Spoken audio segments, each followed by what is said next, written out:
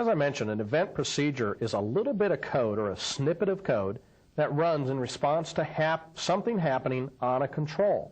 You click on a control, there's a key press on the control, a mouse moves over a control, or something changes in the text portion of a control. These are all events. Now what happens is there's event procedures that run. For example, when a form loads up, when you run a form, it has to load. Well, there's an event procedure that's associated with that action happening. And you might see code that looks like this, where you have a private sub form underscore load. And we'll talk about all these things and what they are, because there's a lot of elements here. There's private, which just means that this is a subroutine that's private to this particular form. The sub means that it is a subroutine. It's a procedure, something that's going to execute.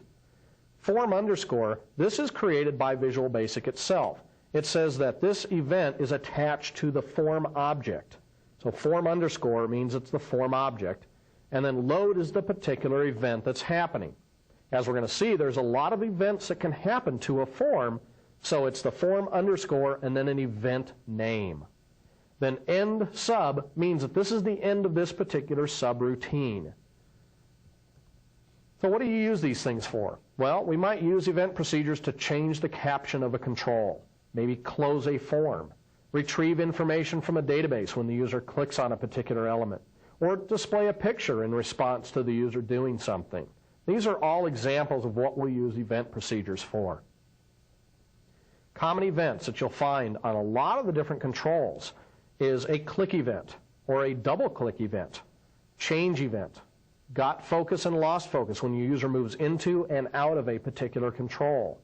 Key press, key down, and key up are all things generated when you press just one key.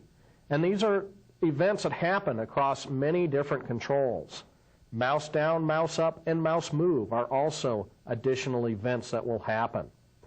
A lot of controls actually have very specific events that are associated just with those, while some of them are more common events like we just showed.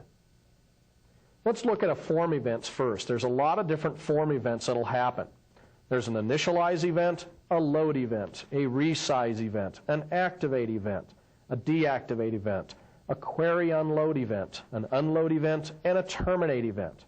Now, are you going to write code for every single one of these? Absolutely not. But you do need to know how these things get fired off so that you know where to write code if you need something specific to happen.